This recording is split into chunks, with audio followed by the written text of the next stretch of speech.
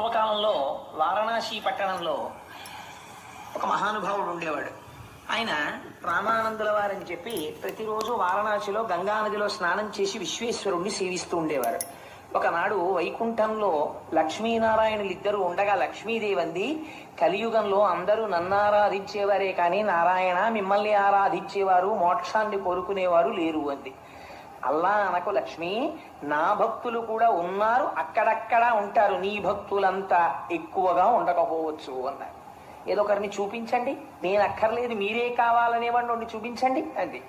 అంటే అదిగో చూడు అని చూపించారు.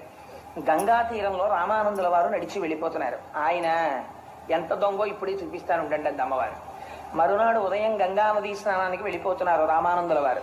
వెళ్ళిపోతుంటే లక్ష్మీదేవి ఒక గులాబీ తోటని సృష్టించింది.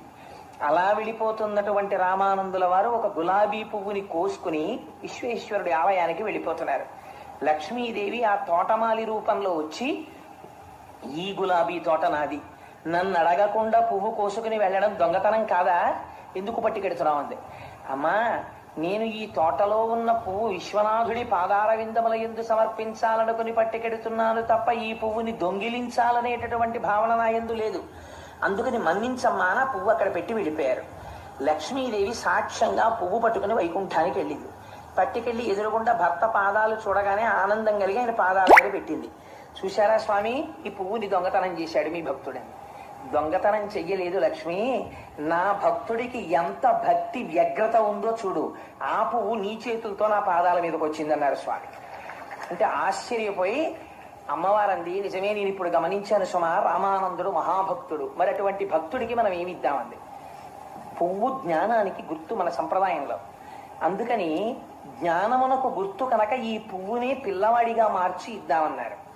స్వామి సంకల్పం చేస్తే ఏం జరగదు కనుక ఒక్కసారి ఆ పువ్వుని సంకల్పం చేసి గంగానదిలో విడిచిపెట్టారు. ఆ పువ్వు అలా ప్రవాహ వేగానికి విడుతూ విడుతూ ఒక పిల్లవాడిగా మారింది. మారి ఆ పిల్లవాడు ఒక తామర ఆకు మీదకి చేరాడు. ఆయన్ని ఒక మహమ్మదీయుడు చూశాడు.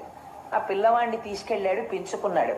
ఇప్పుడు మీరు చెప్పండి, ఆ పిల్లవాడు జన్మతః ఏ కులమునకు ఏ మతమునకు చెందినవాడు మీరు చెప్పగలరా? మనకి తెలియదు. తీసుకెళ్లాడు, ఒక మహమ్మదీయుడు పెంచాడు. మహమ్మదీయుడు పెంచాడు కనుక మహమ్మదీయుడు అయ్యాడు. ఎందుకని? ఆచార వ్యవహారములన్నీ అటువంటివి అలవాటు పడ్డాయి కనుక. కానీ వచ్చినది కారణజన్ముడు కనుక ఆత్మతత్వం వైపుకి దృష్టి పరిగెత్తింది. ఎందరో గురువులను ఆశ్రయించాడు.